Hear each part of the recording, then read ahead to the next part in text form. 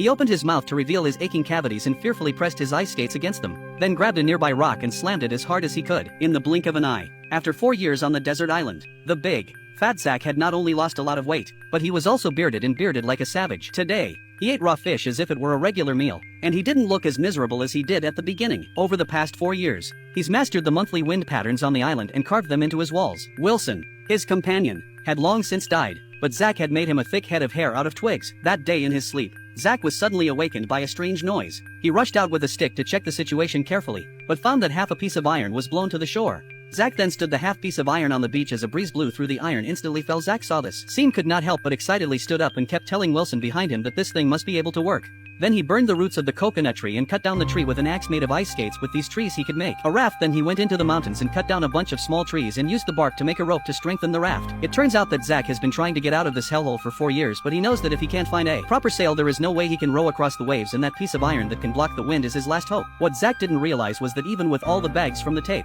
there wasn't enough rope. He complained to Wilson that if he didn't hurry, this month's winds would soon pass and he'd have to wait until next year to leave. While he was talking to Wilson, he suddenly remembered that there was a scarecrow on the mountain. So he went to the top of the mountain and pulled the scarecrow up, then removed the rope from around his neck. When he got back to the cave, Zach couldn't help but complain that Wilson was mocking him. So he kicked Wilson out of the cave, but then he regretted it. After all, this was his companion of 4 years. Then Zach rushed out of the cave and found Wilson near a reef. He brought him back to the cave and drew him a new smiley face with his own blood. The next morning, Zach took the pocket watch his girlfriend had given him and the delivery he had to make himself. Before he left, he carved a record of 1,500 days on the rock wall, then pushed the raft into the sea, secured Wilson to the raft and slid the oars as hard as he could. As he had done 4 years earlier, Zach was able to ride out the first few waves until the last one came in. Zach immediately dropped the oars and untied the ropes that held the tin together, and the tin stood up in a flash, and the rudimentary sail actually helped him to ride out the wave. Zach excitedly told Wilson that they had finally made it out of here, and then he slid the oars back on and headed for the depths of the ocean. While floating in the sea, Zach could only quench his thirst with the rainwater received from the coconut shells,